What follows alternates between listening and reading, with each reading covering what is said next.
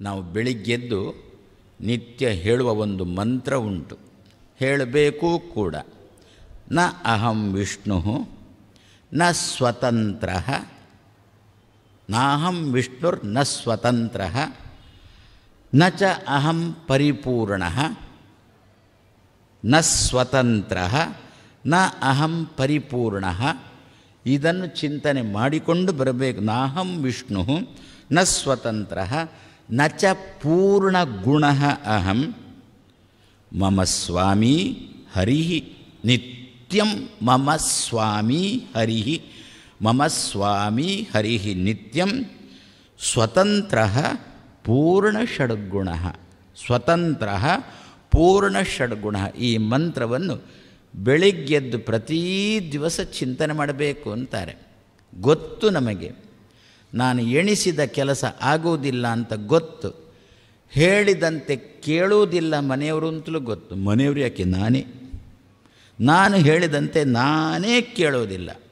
ಇದನ್ನು ತಿನ್ನಬೇಡ ತಿನ್ನಬೇಡ ತಿನ್ನಬೇಡ, ಒಳ್ಳೆಯದಲ್ಲ ಒಳ್ಳೆಯದಲ್ಲ ಒಳ್ಳೆಯದಲ್ಲ ಅಂತ ಮನಸ್ಸು ಹೇಳ್ತಾ ಇದ್ರು ಕೂಡ ಇವತ್ತೊಂದು ದಿವಸ ತಿಂದೇನೆ, ನಾಳೆ ಬೇಕಾದರೆ ಬಿಡೋಣ, ಉಪವಾಸ ಮಾಡು ಮಾಡು ಮಾಡು ಅಂತ ಮನಸ್ಸೇನೋ ಹೇಳ್ತದೆ. ಆದರೆ ದೇಹ ಅಂತ ಇದೆ, ಇವತ್ತೊಂದು ಏಕಾದಶಿ ರಿಯಾಯಿತು ಕೊಡಿ, ಮುಂದಿನ ಏಕಾದಶಿ ನೋಡೋಣ, ಇನ್ನು 15 ದಿವಸ ಉಂಟು, ಆವಾಗ ಮತ್ತೇನು ಬೇಕಾದ ನೋಡೋಣ.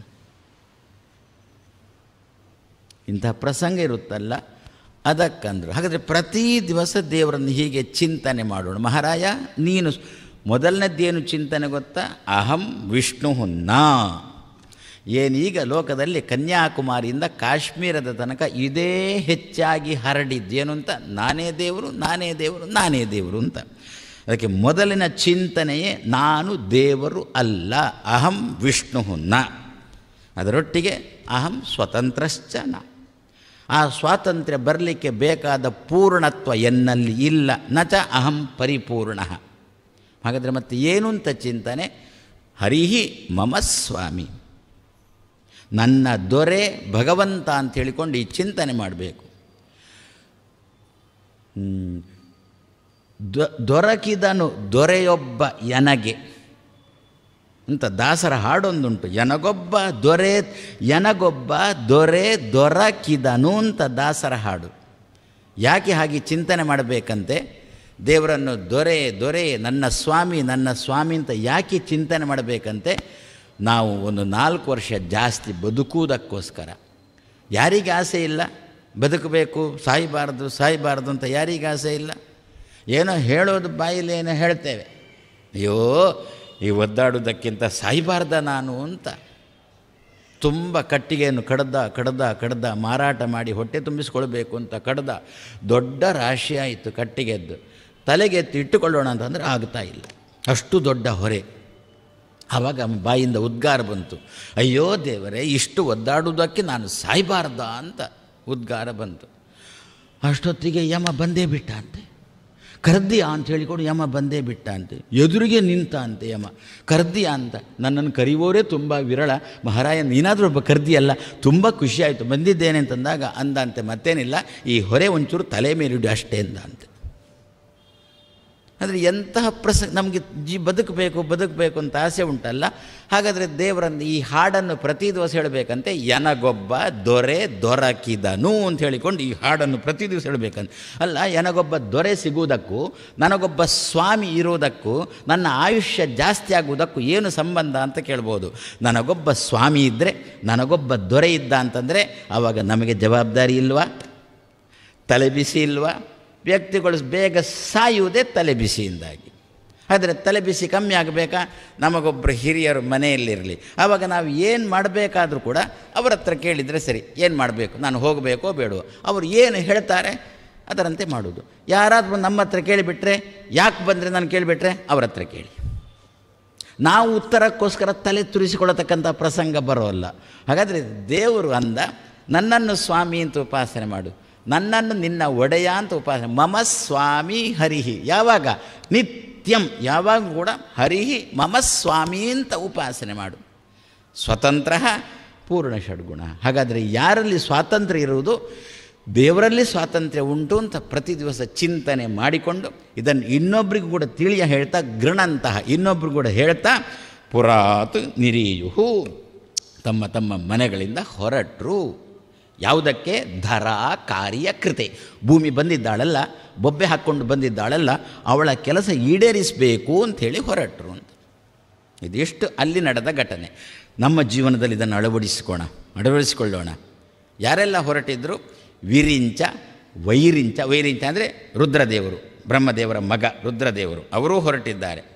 ಯಾಕೆ ಇದನ್ನು ಪ್ರತ್ಯೇಕವಾಗಿ ಹೇಳ್ತಾ ಇದ್ದಾರೆ ಶಾಸ್ತ್ರಕಾರರು? ಎಲ್ಲರೂ ವೇದವ್ಯಾಸದೇವರು ರುದ್ರದೇವರನ್ನು ಪ್ರತ್ಯೇಕವಾಗಿ ಹೇಳ್ತಾ ಇರೋದ್ರೆ ನಮ್ಮಲ್ಲಿಂದು ತಲೆಯಲ್ಲಿ ಬಂದಿದೆ. ಹರಿಹರರು ಸಮಾನರು ಅಂತ, ಇಲ್ಲ ಹರಿಹರರು ಒಂದೇ ಅಂತ ಹೇಳಿಕೊಂಡು ಇದೊಂದು ಭಾವನೆ ನಮ್ಮಲ್ಲೆಲ್ಲ ತುಂಬ ಬಂದಿದೆ. ಅದಕ್ಕೆ ಸರಿಯಾಗಿ ಒಂದು ಕಥೆನೂ ಚಾಲ್ತಿಯಲ್ಲಿ ಉಂಟು. ಆ ಒಂದು ಪ್ರತಿಮೆ ನಿಮಗೆಲ್ಲ ಗೊತ್ತು ಆ ಕತೆ. ಅರ್ಧ ಭಾಗ ಹರಿಯದ್ದು, ಅರ್ಧ ಭಾಗ ಹರನದ್ದು. ಇವ ಹರ ಭಕ್ತ, ಎಲ್ಲ ಮಾಡಿದ, ಅಭಿಷೇಕ ಆಯಿತು, ಅರ್ಚನೆ ಆಯಿತು, ಎಲ್ಲ ಆಯಿತು. ಒಂಚೂರು ನೀರು ಈಚೆ ಬದಿಗೆ ತಾಗದಂತೆ, ಹರಿಯ ಭಾಗಕ್ಕೆ ಸ್ವಲ್ಪನೂ ನೀರು ತಾಗದಂತೆ ಎಲ್ಲ ಅಭಿಷೇಕ ಮಾಡಿದ, ಪುಷ್ಪ ಏರಿಸಿದ, ಬಿಲ್ವಪತ್ರೆ ಏರಿಸಿದ. ತಪ್ಪಿಯೂ ಕೂಡ ಒಂದು ಈಚೆ ಬೀಳ್ತಾ ಇಲ್ಲ, ಹರಿಯ ಭಾಗಕ್ಕೆ ಬೀಳ್ತಾ ಇಲ್ಲ. ಹರಿ ಖುಷಿ ಆಯಿತು. ಇನ್ನು ನೈವೇದ್ಯ ಆಗಬೇಕಲ್ಲ. ನೈವೇದ್ಯ ಆಗಬೇಕು. ನಮ್ಮಲ್ಲಿ ಒಂದು ಮೊದಲೊಂದು ಕ್ರಮ ಉಂಟು, ಧೂಪ ಮಾಡೋದು ಅಂತ. ದೇವರಿಗೆ ಧೂಪ ಆರತಿ ಅಂತ ಹೇಳ್ತೇವಲ್ಲ, ಅದು ಕೆಂಡ, ಬರೇ ಕೆಂಡ ದೇವರಿಗೆ ತೋರಿಸುವುದಲ್ಲ, ಮತ್ತು ನಮ್ಮನ್ನು ಕೆಂಡದಂತೆ ಕಾಯಿಸ್ಯಾನು. ಮತ್ತು ಅದಕ್ಕೊಂಚೂರು ಧೂಪದ ಪುಡಿ ಹಾಕಬೇಕು. ಧೂಪದ ಪುಡಿ ಹಾಕಿ ಅದನ್ನು ದೇವರಿಗೆ ತೋರಿಸಬೇಕು. ಪಚೀತಿ ಬಂತು. ಈಗ ನಾನೀಗ ರುದ್ರದೇವರಿಗೇನೆ ಧೂಪ ಮಾಡಿದಾಗ ಅದರ ಘಾಟು ಆಚೆನೂ ಹೋಗುತ್ತೆ. ಬಾಕಿದ್ದೆಲ್ಲ ಆಚೆ ಹೋಗದಂತೆ ತಡ್ಕೊಂಡೆ ನಾನು. ನೀರು ಆಚೆ ಹೋಗದಂತೆ ಮಾಡಿದೆ, ಎಲ್ಲ ತಡ್ಕೊಂಡೆ. ಈಗ ಧೂಪ ಮಾಡೋದು ಸಮಸ್ಯೆ ಬಂತು. ಏನು ಮಾಡಿದ ಅಂತೆ ಗೊತ್ತಾ? ಆ ವಿಷ್ಣುವಿನ ಭಾಗ ಉಂಟಲ್ಲ, ಮೂಗಿನದ್ದು ಒಂದು ಸೊಳ್ಳೆ ವಿಷ್ಣು ಭಾಗದ್ದು, ಒಂದು ಸೊಳ್ಳೆ ಶಿವ ಭಾಗನದ್ದು. ಏನು ಮಾಡಿದ ಅಂತೆ? ಆ ವಿಷ್ಣುವಿನ ಭಾಗದ ಮೂಗಿನ ರಂಧ್ರಕ್ಕೆ ಹತ್ತಿಟ್ಟು ಧೂಪ ಮಾಡಿದ. ಆವಾಗ ಗ್ರಹಚಾರ ವಿಷ್ಣುವೇ ಪ್ರತ್ಯಕ್ಷ ಆಗಬೇಕಾ? ಎದುರಿಗೆ ವಿಷ್ಣುವೇ ಬಂದು ನಿಂತಂತೆ. ನೀವ ಅಂದಂತೆ, ಮಹಾರಾಯ ನೀನು ಬೇಡ ಬೇಡ ಬೇಡ ಬೇಡ ಬೇಡ ಅಂತ ಹೇಳಿಕೊಂಡು ನಾನು ಇವನಿಗೇನೆ ಪೂಜೆ ಮಾಡ್ತಾಯಿದ್ರೆ ನೀನೇ ಬಂದೀಯಾ ಅಂದಂತೆ. ಬಂದು ಹೇಳಿದ ಅಂತೆ ವಿಷ್ಣು, ಏನು ಅಂತ, ಈಚೆ ಭಾಗದಲ್ಲಿ ನಾನು ಇದ್ದೇನೆ ಅಂತ ತಿಳ್ಕೊಂಡಿಯಲ್ಲ, ನನಗೆ ತಡ್ಕೊಳ್ಳಿಕ್ಕೆ ಸಾಧ್ಯ ಆಗಿಲ್ಲ, ಬಂದುಬಿಟ್ಟೆ ಅಂದಂತೆ. ಈ ಪ್ರತಿಮೆಯ ಈಚೆ ಭಾಗದಲ್ಲಿ ನಾನು ಇದ್ದೇನೆ ಅಂತ ಭಾರೀ ತಿಳ್ಕೊಂಡಿಯಲ್ಲ, ನನಗೆ ನಿನ್ನ ನಂಬಿಕೆಗೆ ನನಗೆ ತಡ್ಕೊಳ್ಳಿಕ್ಕೆ ಸಾಧ್ಯ ಆಗಿಲ್ಲ, ಬಂದುಬಿಟ್ಟೆ ಅಂದ. ಬಂದು ಏನು ಇನ್ನೇನು, ಮತ್ತೇನಿಲ್ಲ, ಸುಮ್ಮನೆ ಭೇದ ಚಿಂತನೆ ಮಾಡಬೇಡ, ನಾನು ಮತ್ತು ಹರ ಒಂದೇ ತಾನೇ, ಯಾಕಿಷ್ಟು ಒದ್ದಾಡ್ತೀಯ ಅಂತ ಅಂದುಬಿಟ್ಟ ಅಂತೆ. ಇದು ಈ ಪೂಜೆ ಮಾಡುವವ್ರದ್ದೇ ತಲೆಗೆ ಬಂದದ್ದು, ಹರಿಯ ತಲೆಗೆ ಬಂದಿಲ್ಲ. ಇದು ಪೂಜೆ ಮಾಡುವವ್ರ ತಲೆಗೆ ಅದು ಬಂದಿತ್ತು. ಹರಿಹರರು ಒಂದು ಸುತರಾಮ್ ದೇವರಂದ ಅಂತೆ, ದೇವರೇ ಅಂತ ಇದ್ದಾನೆ, ನಾನು ಎಲ್ಲರಿಗಿಂತಲೂ ಕೂಡ ಬೇರೆ, ನಾನು ಎಲ್ಲರಿಗಿಂತ ಕೂಡ ವಿಲಕ್ಷಣ ಅಂತೇಳಿ ಸ್ವಯಂ ದೇವರೇ ಹೇಳ್ತಿರಬೇಕು ಅಂತ. ನಾವು ಮಾತ್ರ ದೇವರ ಹತ್ರ ನಾನು ಒಂದು, ನೀನು ಅವನು ಒಂದು. ಹಾಗೆ ಅದಕ್ಕೋಸ್ಕರ ಶಾಸ್ತ್ರಕಾರ ಅಂತಾರೆ, ಪ್ರತ್ಯೇಕವಾಗಿ ರುದ್ರದೇವರು ಕೂಡ ಭಗವಂತನ ಬಳಿಗೆ ಹೊರಟಿದ್ದಾರೆ. ಆದರೆ ನಾವೀಗ ಸಮಸ್ಯೆ ನಮಗೂ ಬಂದಿದೆ. ಧರೆಗೆ ಸಮಸ್ಯೆ ಬಂದಿದಂತೆ, ಧರೆಗೆ ಸಮಸ್ಯೆ ಬಂದಂತೆ ಭೂಮಿಗೆ ಸಮಸ್ಯೆ ಬಂದಂತೆ ಈ ಭೂಮಿಗೂ ಸಮಸ್ಯೆ ಪ್ರತಿ ದಿವಸ ಕಾಡ್ತಾ ಉಂಟು. ಇದು ಭೂಮಿಯೇ ತಾನೆ, ಇದನ್ನು ಭೂಮಿ ಅಂತ ಕರೀತೇವೆ. ನಮಗೆ ಆಶ್ರಯ ಕೊಡತಕ್ಕದ್ದನ್ನು, ನಮ್ಮ ಭಾರವನ್ನು ಹೊರತಕ್ಕದ್ದನ್ನು ಭೂಮಿ ಅಂತ ಕರೀತೇವೆ. ಈ ಜೀವನ ಭಾರವನ್ನು ಹೊರತಕ್ಕದ್ದು ಈ ದೇಹ. ಆದ್ದರಿಂದ ನಮಗೆ ಈ ಭೂಮಿ, ನಮ್ಮ ದೇಹವೇ ನಮಗೆ ಭೂಮಿ. ಈ ಭೂಮಿಗೆ ಸಮಸ್ಯೆ ಬಂದಿದ, ಏನು ನಾನಾ ರೀತಿಯ ಕಾಯಿಲೆಗಳು ಬಂದಿದ. ಹಾಗಾದರೆ ಈ ಕಾಯಿಲೆಗಳಿಂದ ಪರಿಹಾರ ಸಿಗಬೇಕಾ? ನಮಗೆ ಯಾರತ್ರ ಮೊರೆ ಹೊಡಬೇಕು? ಯಾರಿಗೆ ಕಾಯಿಲೆ ಇಲ್ಲವೋ ಅವನನ್ನು ಮೊರೆ ಹೊಂದಬೇಕು. ಹಾಗಾದರೆ ನಮ್ಮ ಮನೆಗಳಿಂದ ನಾವು ಹೊರಡ್ತೇವ, ಎಲ್ಲಿಗೆ? ದೇವಸ್ಥಾನಕ್ಕೆ ಅಂತ ಹೊರಡ್ತೇವ. ಆವಾಗ ಜೊತೆಯಲ್ಲಿ ಯಾರೆಲ್ಲ ಬರಬೇಕು? ಹೇಗೆ ಭೂಮಿಯ ಸಮಸ್ಯೆ ಪರಿಹಾರ ಮಾಡುವುದಕ್ಕೋಸ್ಕರ ದೇವತೆಗಳೆಲ್ಲ ತಮ್ಮ ತಮ್ಮ ಮನೆಗಳಿಂದ ಭಗವಂತನ ಬಳಿಗೆ ಹೊರಟರೋ, ಅದೇ ರೀತಿಯಲ್ಲಿ ಈ ಭೂಮಿಗೆ ಸಮಸ್ಯೆ ಬಂದಾಗ, ಈ ದೇಹಕ್ಕೆ ಸಮಸ್ಯೆ ಬಂದಾಗ ಎಲ್ಲಿಗೆ ಹೋಗಬೇಕು? ದೇವಸ್ಥಾನಕ್ಕೆ ಹೋಗಬೇಕು. ವೈದ್ಯರ ಬಳಿಗೆ ಹೋಗಿ ದುಡ್ಡು ಖಾಲಿ ಆಯಿತು, ಸಮಸ್ಯೆ ಖಾಲಿಯಾಗಿಲ್ಲ. ಜೇಬಲ್ಲಿ ದುಡ್ಡು ಖಾಲಿ ಆಯಿತು. ಇನ್ನು ಇರೋದು ಎಷ್ಟು? ಒಂದು 4 ಆಣೆ ಹಳೆ ನೋಟು, 1 ರೂಪಾಯಿ, 5 ರೂಪಾಯಿ. ಅದಕ್ಕೆ ಹಳೆ ನೋಟು ಅಂತ ಮೊದಲೇನಿದ್ದೇನೆ, ಅದು ಜೇಬಿನಲ್ಲಿ ಉಳಿದಿದೆ. ಎಲ್ಲಿಗೆ ಹೊಂಟೆವು? ದೇವಸ್ಥಾನಕ್ಕೆ ಹೊರಟೆವು. ವೈದ್ಯ ಹಳೆ ನೋಟು ಕೊಟ್ಟರೆ ತಗೊಳ್ಳೋಲ್ಲ, ದೇವಸ್ಥಾನದಲ್ಲಿ ಹುಂಡಿಗೆ ಹಾಕುತ್ತಾನೆ, ಯಾರು ತಗೊಳ್ಳೋ ಪ್ರಸಂಗನೇ ಇಲ್ಲ. ಹಳೆ ನೋಟು ದೇವಸ್ಥಾನಕ್ಕೆ ಬಂದು, ದೇವಸ್ಥಾನಕ್ಕೆ ಬರುವಾಗ ಅಂತಾರೆ, ಹೇಗೆ ಬರಬೇಕು ದೇವಸ್ಥಾನಕ್ಕೆ ಎನ್ನುವುದನ್ನು ಇದರಲ್ಲಿ ತಿಳಿಸಿಕೊಡ್ತಾರೆ. ಅಲ್ಲಿ ಯಾರೆಲ್ಲ ಬಂದರು?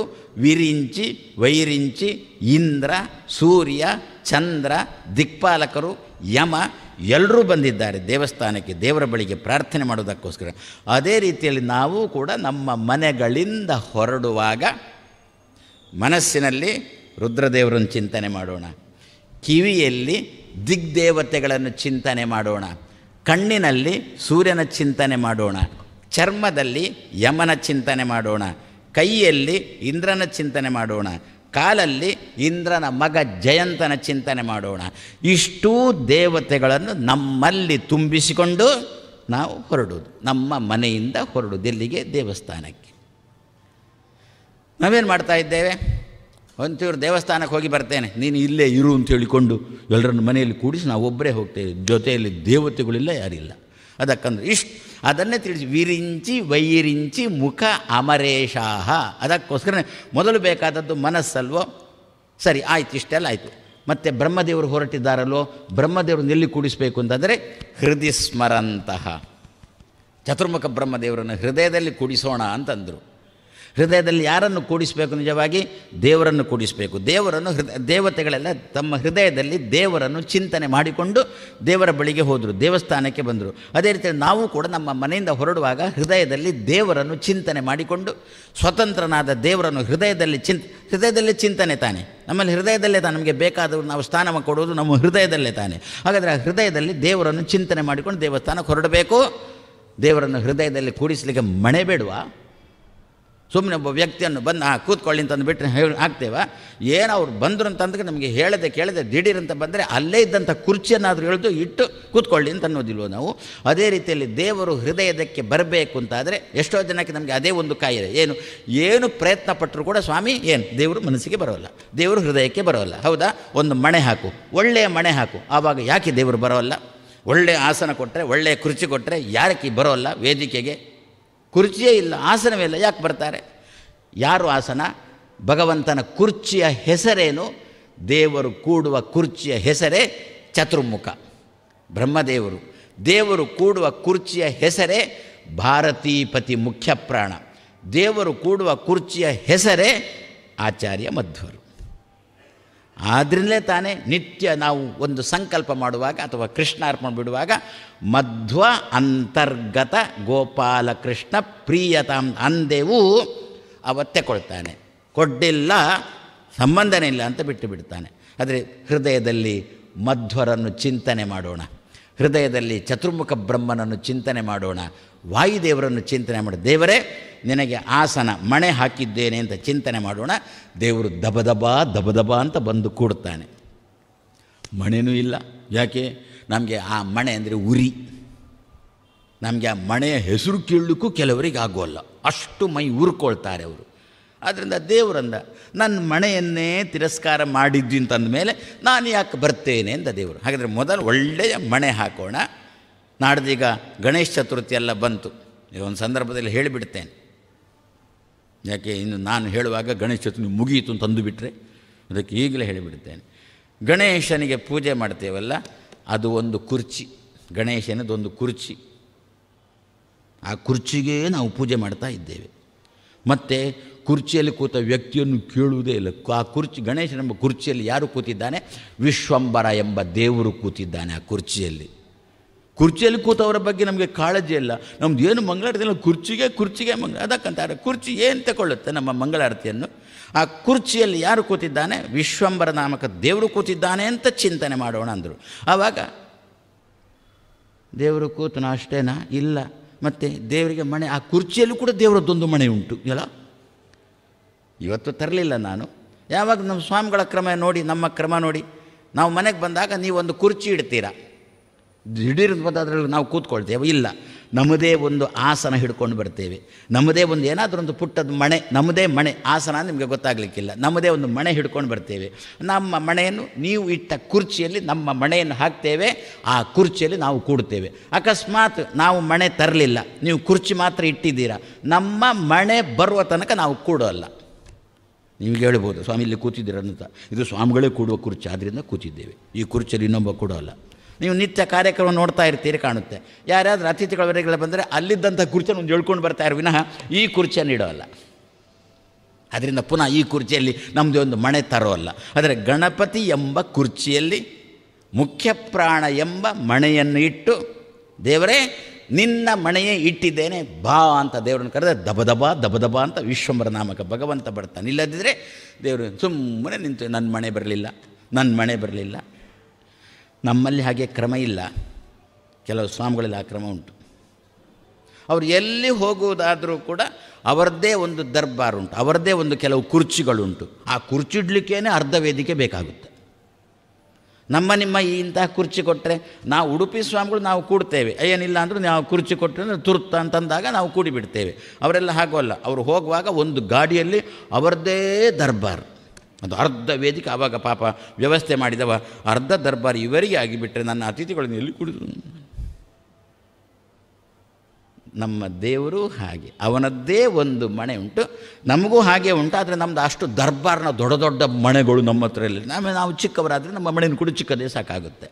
ಆ ರೀತಿಯಲ್ಲಿ ಗಣಪತಿಯಲ್ಲಿ ನಾಡ್ದು ಗಣಪತಿ ನಾವು ಮಾಡುವ ಗಣಪತಿ ಹಬ್ಬ, ಗಣಪತಿಗೆ ಖುಷಿಯಾಗಬೇಕು ಅಂತಾದರೆ ಗಣಪತಿ ಎಂಬ ಕುರ್ಚಿಯಲ್ಲಿ ಮುಖ್ಯ ಪ್ರಾಣನೆಂಬ ಮಣೆಯನ್ನು ಇಟ್ಟು ವಿಶ್ವಂಬರ ನಾಮಕ ದೇವರನ್ನು ಕರೆದು ಕೂಡಿಸಿದರೆ ದೇವರು ಅಷ್ಟೂ ಪೂಜೆಯನ್ನು ತಗೊಳ್ತಾನೆ. ಗಣಪತಿ ಮೂಲಕ ನಮ್ಮ ಪೂಜೆಯ ಫಲವನ್ನು ಕೊಡ್ತಾನೆ. ಆ ದೃಷ್ಟಿಯಲ್ಲಿ ನಮ್ಮ ಹೃದಯದಲ್ಲಿ ದೇವರನ್ನು ಚಿಂತನೆ ಮಾಡಿಕೊಂಡು ಹೋಗಬೇಕಲ್ಲ. ಕೃಷ್ಣ ಕೃಷ್ಣ ಕೃಷ್ಣ ಅಂತ ಹೇಳಿಕೊಂಡು ಚಿಂತನೆ ಮಾಡಿಕೊಂಡು ನಾವು ಬರಬೇಕಲ್ಲ. ಬರಬೇಕಾದ್ರೆ ಆ ಕೃಷ್ಣ ನಮ್ಮ ಹೃದಯದಲ್ಲಿ ಕೂಡಬೇಕು ಅಂತಾದರೆ ಹೃದಯದ ಒಂದು ಒಳ್ಳೆಯ ಮಣೆ ಇಡು, ಗಟ್ಟಿಮುಟ್ಟಾದ ಮಣೆ ಇಡು. ಏನು ಗಟ್ಟಿಮುಟ್ಟಾದ ಮಣೆಯೇ ಚತುರ್ಮುಖ ಬ್ರಹ್ಮ ಅಥವಾ ಆಚಾರ್ಯ ಮಧ್ವರು ಅಥವಾ ಮುಖ್ಯ ಪ್ರಾಣ. ಇವರು ಹೃದಯ ಸ್ಮರಂತಹ ಚತುರ್ಮುಖ ಬ್ರಹ್ಮನ ನಾವು ನಮ್ಮ ಹೃದಯದಲ್ಲಿ ಚಿಂತನೆ ಮಾಡಿಕೊಂಡು ದೇವಸ್ಥಾನಕ್ಕೆ ಬಂದರೆ ದೇವರು ಬಾಗಿಲು ತೆಗೀತಾನೆ ಅಂತಾರೆ. ಬಂದರೂ ನನ್ನನ್ನು ಹುಡುಕಿಕೊಂಡು ಬಂದರು ಅಂತ ದೇವರು ಅದನ್ನು ಏನಂತಾರೆ ಗೊತ್ತಾ? ಯಾವುದರ ಬಳಿಗೆ ಹೋದರೂ ಸಮುದ್ರದ ಬಳಿಗೆ ಬಂದರು, ಕ್ಷೀರ ಸಮುದ್ರದ ಬಳಿಗೆ ಬಂದರು. ಕ್ಷೀರ ಸಮುದ್ರದಲ್ಲಿ ಇವರು ಬರ್ತಾ ಇರಬೇಕು ಅಂತಾದರೆ ಆ ತರಂಗಗಳು ಬಳಿಗೆ ಬರ್ತಾ ಇದ್ದಾವೆ. ಕ್ಷೀರ ಸಮುದ್ರ ಎಲ್ಲಿಂದ? ಮಧ್ಯದಿಂದ. ದೇವರೆಲ್ಲಿದ್ದಾನೆ? ಕ್ಷೀರ ಸಮುದ್ರದ ಮಧ್ಯದಲ್ಲಿದ್ದಾನೆ. ಅಲ್ಲಿಂದ ತರಂಗಗಳು ದಡಕ್ಕೆ ಬರ್ತಾ ಇದ್ದಾವೆ. ಯಾಕೆ ಬರ್ತಾ ಇದ್ದಾವೆ? ದೇವರನ್ನು ನೋಡಲಿಕ್ಕೆ ಬಂದಿದ್ದಾರೆ ಅಂತ ಹೇಳಿಕೊಂಡು, ಹೇಗೆ ಬರಬೇಕೋ ಆ ಕ್ರಮದಲ್ಲೇ ಬಂದಿದ್ದಾರೆ ಅಂತ ಹೇಳಿಕೊಂಡು ಸ್ವಾಗತ ಮಾಡೋದಕ್ಕೋಸ್ಕರ ದೇವರು ಕಳಿಸಿದ ತೆರೆಗಳು ಅಲ್ಲಿಗೆ ಬರ್ತಾರೆ. ಅವರನ್ನು ಸ್ವಾಗತ ಮಾಡ್ತಾವೆ, ಕರ್ಕೊಂಡು ಹೋಗ್ತಾವೆ. ಅದೇ ರೀತಿಯಲ್ಲಿ ನಮಗೆ ಸ್ವಯಂ ದೇವರೇ ಸ್ವಾಗತ ಮಾಡ್ತಾನೆ ಅಂತೆ. ಬಂದಿದ್ಯಾ ನನ್ನನ್ನು ನೋಡಲಿಕ್ಕೆ ಬಾ ಅಂದರೆ ಏನರ್ಥ? ದೇವಸ್ಥಾನದಲ್ಲಿ ಬಾಗಿಲು ತೆರೆದಿರುತ್ತೆ ಅಂತ ಅರ್ಥ ಸದ್ಯಕ್ಕೆ. ಇದ್ರೆ ಏನಾಗುತ್ತೆ? ಏನು ಆ ಚಿಂತನೆ ಇಲ್ಲ, ಈ ಚಿಂತನೆ ಇಲ್ಲ, ಒಟ್ಟಿಗೆ ದಡಬಡ ದಡಬಡ ದಡಬಡ ಅಂತ ಬರ್ತಾ ಇದ್ದೇವೆ. ಬರುವಾಗ ಏನು? ಇಲ್ಲಿಗೆ ಬರುವಾಗ ಇಲ್ಲಿಗೆ ಎಲ್ಲಿಂದ ಹೊರಟದ್ದು? ಕುಕ್ಕೆಯಿಂದ ಹೊರಟದ್ದು. ಕುಕ್ಕೆಯಲ್ಲಿ ಆದರೂ ಸರಿಯಾಗಿ ದರ್ಶನ ಮಾಡಿದ್ದೇವಾ? ಉಡುಪಿ ಹೋಗಬೇಕು ಉಡುಪಿ ಹೋಗಬೇಕು ಉಡುಪಿ ಹೋಗಬೇಕು ಅಂತ ಕುಕ್ಕೆಯಲ್ಲಿ. ಉಡುಪಿಗೆ ಬಂದಾಗ ಕೊಲ್ಲೂರಿಗೆ ಹೋಗಬೇಕು. ನಮಗೆ ಮುಂದಿನದ್ದೇ ಆಯಿತು, ಅಲ್ಲಿದ್ದು ಇಲ್ಲವೇ ಇಲ್ಲ. ಇದೇನು ಅಂತಂದ್ಬಿಟ್ಟು ಮುಂದೆ ನಮ್ಮ ಭಾವಿ ಸಮಯದ ಚಿಂತನೆ ಆಯಿತು, ವರ್ತಮಾನ ಸಮಯದ ಚಿಂತನೆ ನಮ್ಮಲ್ಲಿ ಕಮ್ಮಿ ಆಗುವ ಪ್ರಸಂಗ ಬಂತು. ಆ ಹಂತಕ್ಕೆ ಬರೋದು ಅದಕ್ಕಂದರು ಏನಾಗುತ್ತೆ? ಆ ಚಿಂತನೆಯಲ್ಲಿ ಬಂದರೆ ನಾವು ಮುಂದೆ ಕೊಲ್ಲೂರಿಗೆ ಹೋಗಬೇಕು, ಮುಂದೆ ಕೊಲ್ಲೂರಿಗೆ ಹೋಗಬೇಕು, ಮುಂದೆ ಕೊಲ್ಲೂರಿಗೆ ಹೋಗಬೇಕು ಅಂಥೇಳಿ ಇಲ್ಲಿ ಬಂದರೆ, ಹೊರತು ಹೃದಯದಲ್ಲಿ ಮಣೆ ಹಾಕಿಕೊಂಡು ಆ ಮಣೆಯಲ್ಲಿ ಮಧ್ವರೆಂಬ ಮಣೆಯಲ್ಲಿ ಕೃಷ್ಣನ ಚಿಂತನೆ ಮಾಡದೆ ಬಂದೆವು ಅಂತಂದರೆ ಇಲ್ಲಿ ಏನಾಗಿರುತ್ತೆ? ಬಾಗಿಲು ಹಾಕಿರುತ್ತೆ. ಎಷ್ಟೊತ್ತಿಗೆ ಬಾಗಿಲು ಜಗೀತದೆ ಅಂತ ಕೇಳಿದರು. ಅದು ಪರ್ಯಾಯ ಸ್ವಾಮಿಗಳು ಅಲಂಕಾರ ಮಾಡ್ತಾರೆ, ಒಂದು 2 ಗಂಟೆ ಬೇಕು ಅಂತಂದರು. ಪರ್ಯಾಯ ಸ್ವಾಮಿಗಳು ದಿನಕ್ಕೊಂದು ಅಲಂಕಾರ ಮಾಡ್ತಾಯಿದ್ದಾರೆ, ಚಿಕ್ಕ ಪರ್ಯಾಯ ಸ್ವಾಮಿಗಳು ದಿನಕ್ಕೊಂದು ಅಲಂಕಾರ. ಹಾಗೆ ದಿವಸಕ್ಕೆ ನಾವು ಕೂಡ ಒಂದೊಂದು ಅಲಂಕಾರ ಮಾಡ್ತಿದ್ದೆವು. ಆದರೆ ದ್ವಾದಶಿ ನಾವು ಮಾಡ್ತಿರಲಿಲ್ಲ. ಇವರು ಹಾಗಲ್ಲ, ಇವರಿಗೆ ದ್ವಾದಶಿ ಇಲ್ಲ, ತ್ರಯೋದಶಿ ಇಲ್ಲ. ಎಲ್ಲ ದಿವಸವೂ ಕೂಡ ಕೃಷ್ಣನಿಗೆ ಕೈ ಕಾಲುಗಳನ್ನು ಕಟ್ಟಿ ಹೊಸ ರೀತಿಯಾದ ಅಲಂಕಾರ ಮಾಡ್ತಾಯಿದ್ರು. ಆದ್ದರಿಂದ ಇನ್ನೊಂದು 2 ಗಂಟೆ ಬೇಕು. ಅದು ಕೂಡ ಏನು? ಆ ಕೃಷ್ಣ ಅಲ್ಲಿರುವಾಗ ಎದ್ದು ಬರ್ತಾನೋ ಅಂತ ಎಣಿಸ್ಬೇಕು. ಅದೇ ಆ ತರಂಗಗಳು ಬಂತಲ್ಲ, ಇಲ್ಲಿ ಕೃಷ್ಣನೇ ಎದ್ದು ಬರ್ತಾನೋ ಎನ್ನುವ ರೀತಿಯಲ್ಲಿ ಕೃಷ್ಣನಿಗೆ ಅಲಂಕಾರ ಮಾಡ್ತಾರೆ. ಯಾರೋ ಅಂದುಬಿಟ್ರು, ಅದು ಪರ್ಯಾಯ ಸ್ವಾಮಿಗಳು ಅಲಂಕಾರ ಮಾಡ್ತಿದ್ದಾರೆ, ಇನ್ನೊಂದು 2 ಗಂಟೆ ಬೇಕು ಅಂತ. ಇದು ಏನು ಅಂತಂದರೆ ಸ್ವಾಗತಕ್ಕೆ ಕೃಷ್ಣ ಬರಲಿಲ್ಲ ಅಂತ ಅರ್ಥ. ಯಾಕೆ ಬರಲಿಲ್ಲ? ನಮ್ಮ ಹೃದಯದಲ್ಲಿ ಕೊಲ್ಲೂರು ಉಂಟೆ ವಿನಃ ಇಲ್ಲಿ ಪೀಠನೂ ಇಲ್ಲ, ಕೃಷ್ಣನೂ ಇಲ್ಲ. ಅದಕ್ಕೊಂದು ಎಲ್ಲಿಗೆ ಹೋಗುತ್ತೇವೋ ಅಲ್ಲಿಯ ದೇವರನ್ನು ಚಿಂತನೆ ಮಾಡಿಕೊಂಡು ಆ ದೇವರಿಗೊಂದು ಒಳ್ಳೆಯ ಮಣೆಯನ್ನು ಕೊಟ್ಟು ನಾವು ದರ್ಶನಕ್ಕೆ ಬಂದರೆ ಆ ದಿವಸ ಏನಾಗಿರುತ್ತೆ ಗೊತ್ತಾ? ಅಲಂಕಾರ ಬೇಗ ಆಗಿರುತ್ತೆ, ಬಾಗಿಲು ತೆರೆದಿರುತ್ತೆ, ಅಷ್ಟೇ. ಬೇಗ ಬೇಗ ದರ್ಶನ ಮಾಡಿದೆವು, ಮುಂದೆ ಹೋದು. ಇಲ್ಲಂದರೆ ಇಲ್ಲಿ ದರ್ಶನ ಇಲ್ಲ. ಯಾಕೆ ಅಷ್ಟೊತ್ತು ಕಾಯಲಿಕ್ಕೆ ಪುರುಸೊತ್ತಿಲ್ಲ, ಯಾಕೆ ಕೆಲಸ ಏನು ಅಂತ ಗೊತ್ತಿಲ್ಲ. ದಬ ದಬ ಅಂತ ಇಲ್ಲೇ ಹೊರಗಿನಿಂದಲೇ ಇನ್ನೂ ಕೆಲವರಿದ್ದಾರೆ, ಇನ್ನೂ ಅದ್ಭುತ, ನಮಗೂ ಕೂಡ ದೇವರಷ್ಟು ಸಾಕ್ಷಾತ್ಕಾರ ಆಗಿಲ್ಲ. ಏನು ಅವ್ರಿಗೆ ಒಳಗೆ ಬರಲಿಕ್ಕೆ ಔದಾಸೀನ್ಯ. ಅಲ್ಲಿ ಹೊರಗಿಂದ ಕನಕನ ಕಿಂಡಿ ಉಂಟಲ್ಲ, ಯಾರನ್ನು ನೋಡಿದ್ರು, ಯಾರನ್ನು ಬಿಟ್ಟರು, ಅಲ್ಲೇ ನಿಂತುಕೊಂಡು ಕೈ ಮುಗಿದುಕೊಂಡು ಹೊರಟೇ ಬಿಟ್ಟರು. ಎಲ್ಲಿಗೆ ಕೊಲ್ಲೂರಿಗೆ ಹೋಗ್ತೇನೆ, ಹೊರಟೇ ಬಿಟ್ಟರು. ಗ್ರಹಚಾರ ಅಲ್ಲಿ ಹೋದಾಗ ಅಲ್ಲಿಯೂ ಬಾಗಿಲು ಹಾಕಿದೆ. ನಮ್ಮ ಜನರಿಗೆ ದೇವರು ದರ್ಶನ ಕೊಡಲಿಕ್ಕೆ ದೇವರು ಮನಸ್ಸು ಮಾಡೋಲ್ಲ ಅಂತಂದರೆ ಹೋದಲ್ಲೆಲ್ಲ ಭಾಗಮ್ಮ ಬೀಗಮ್ಮನದ್ದೇ ದರ್ಶನ ವಿನಃ ಕೃಷ್ಣಪ್ಪನದ್ದು ದುರ್ಗಮ್ಮನದ್ದು ದರ್ಶನವೇ ಇಲ್ಲ. ಅದಕ್ಕಂದ್ರು ಚತುರ್ಮುಖ ಬ್ರಹ್ಮ ತಿಳಿಸಿಕೊಡ್ತಾ ಇದ್ದಾನೆ, ವಾದಿರಾಜ ಶ್ರೀಪಾದರು ತಿಳಿಸಿಕೊಡ್ತಾ ಇದ್ದಾರೆ, ರುಕ್ಮಿಣೀಶ್ ವಿಜಯದಲ್ಲಿ ತಿಳಿಸಿಕೊಡ್ತಾ ಇದ್ದಾರೆ. ಹೃದಯ ಮಣೆ ಹಾಕು, ಹೃದಯದಲ್ಲಿ ಚತುರ್ಮುಖ ಬ್ರಹ್ಮನೆಂಬ ಮಣೆ ಹಾಕು. ಮಧ್ವರೆಂಬ ಮಣೆ, ಮಧ್ವರ ಚಿತ್ರ ನೋಡಿದ್ದೇವಾ? ಮಧ್ವರ ಪ್ರತಿಮೆ ನೋಡಿದ್ದೇವಾ? ಅವರ ಭಾವಚಿತ್ರ ನೋಡಿದ್ದೇವಾ? ಅದನ್ನು ಹೃದಯದಲ್ಲಿ ಚಿಂತನೆ ಮಾಡೋಣ, ಅಲ್ಲಿ ಕೃಷ್ಣನನ್ನು ಕೂಡಿಸೋಣ, ಕೂಡಿಸಿ ದೇವರ ದರ್ಶನಕ್ಕೆ ಅಂತ ಬರೋಣ ಎನ್ನುವುದನ್ನು ಹೃದಯ ಸ್ಮರಂತಹ ಇಷ್ಟು ಮಾಡಿಕೊಂಡು ನಾವು ನಮ್ಮ ನಮ್ಮ ಮನೆಗಳಿಂದ ಹೊರಟೆವು. ಅಂತಂದರೆ ಯಾವುದಕ್ಕೋಸ್ಕರ? ಧರಾ ಕಾರ್ಯ ಕೃತೆ.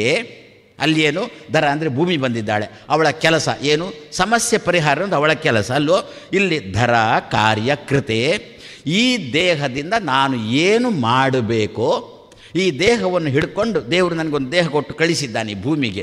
ಈ ದೇಹದ ಮೂಲಕ ಸಮಾಜಕ್ಕೆ ನನ್ನಿಂದ ಏನು ಕೆಲಸ ಆಗಬೇಕೋ ಆ ಕೆಲಸವನ್ನು ಮಾಡಿಸು. ಸುಮ್ಮನೆ ಅನ್ನದಂಡ ಭೂಮಿ ಭಾರ, ಸಖತ್ತು ತಿನ್ನಲಿಕ್ಕುಂಟು. ಯಾಕೆ ಬದುಕಿದ್ದೀಯಾ ಅಂತ ಕೇಳಿದರೆ, ತಿನ್ನಲಿಕ್ಕೆ ಮನೆಯಲ್ಲಿ ತುಂಬ ಉಂಟ್ರಿ, ಅದಕ್ಕೋಸ್ಕರ ಬದುಕಿದ್ದೇನೆ ಅಂತಾನೆ. ತಿನ್ನೋದಕ್ಕೋಸ್ಕರ ಬದುಕುವುದು ಅಂತ ಆಗಬಾರ್ದಲ್ಲ, ಬದುಕಬೇಕು, ಸಮಾಜಕ್ಕೆ ಏನಾದರೂ ಕೊಡಬೇಕು. ಪಾಪ ಆ ಪ್ರಧಾನಮಂತ್ರಿ ಕೈ ಬಲಪಡಿಸಬೇಕು, ಅದಕ್ಕೋಸ್ಕರ ತಿನ್ನಬೇಕು ಅಲ್ವೋ, ಆ ಭಾವನೆ ನಮ್ಮಲ್ಲಿರಬೇಕು. ಅದನ್ನೇ ಅಂತ ಇದ್ದಾರೆ ಧರಾ ಕಾರ್ಯ ಕೃತೆ.